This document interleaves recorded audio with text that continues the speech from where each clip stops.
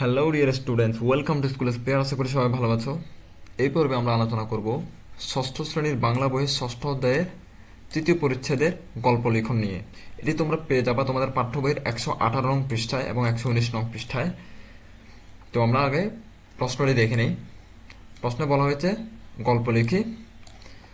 নিচের ফাঁকা জায়গায় বানিয়ে বানিয়ে তুমি একটি গল্প লিখো। লেখার সময় গল্পের বৈশিষ্ট্যগুলো খেয়াল রেখো এবং গল্পটির একটি নাম দাও। এই জায়গায় একটি গল্পের নাম দেওয়ার কথা বলতেছে এখানে। তো গল্প লিখি, এটা একটা ষষ্ঠ অধ্যায়। তোমরা আগের তিনটা গল্প যদি পড়ে থাকো তাহলে বুঝতে পারবে ওখানে তিনটা গল্প বলা হয়েছিল। ওটা নিয়ে আমাদের পূর্বে কিন্তু ভিডিও রয়েছে, যারা দেখো না তারা দেখে নেবে ভিডিওগুলো।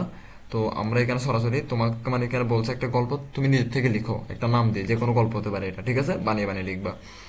তো আমরা উত্তরটা এখন দেখে দিব। তো দেখার আগে একটা কথা বলতে হয়, যারা আমার চ্যানেলটি এখনো সাবস্ক্রাইব করো নাই তারা প্লিজ সাবস্ক্রাইব করে দাও, কারণ অনেক কষ্ট করে ভিডিওগুলো বানাইতে হয় তোমাদের জন্য।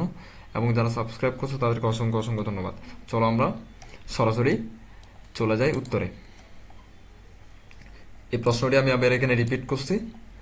তো আমি গল্পের একটি নাম দিয়েছি, নাম হচ্ছে রহস্যময় বাক্স। এই কথাটা, এই লাইনটা তুমি কোন জায়গায় লিখবা? এই লাইনটা লিখবে ঠিক এই জায়গায়, এই জায়গায়, ঠিক আছে? এটা হচ্ছে গল্পের নাম, রহস্যময় বাক্স।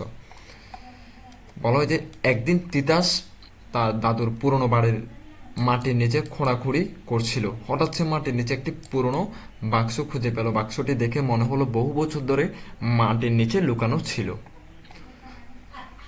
তিতাস বাক্সটি এনে দাদুর কাছে গেল। দাদু বাক্সটি দেখে বললেন, এটা আমার বাবার সময়কার, এর ভেতরে কি আছে জানি না। তিতাস বাক্সটি খুলতে দেখলো ভিতরে পুরনো চিঠি, কিছু পুরনো মুদ্র এবং একটি ছোট্ট নোট। নোটে লেখা ছিল, এই ধন সঞ্চয় করেছি ভবিষ্যতের জন্য, যাতে তোমরা এর সঠিক ব্যবহার করো। তিতাস আর দাদু মিলে মুদ্রাগুলো স্থানীয় মিউজিয়ামে দান করলো এবং চিঠিগুলো পরিবারের সবাইকে দেখালো। তিতাস বুঝলো ইতিহাস আর স্মৃতির মূল্য কতটা বেশি। বাক্সটির রহস্য উন্মোচন করে তার দিনটি হয়ে উঠলো স্মরণীয়।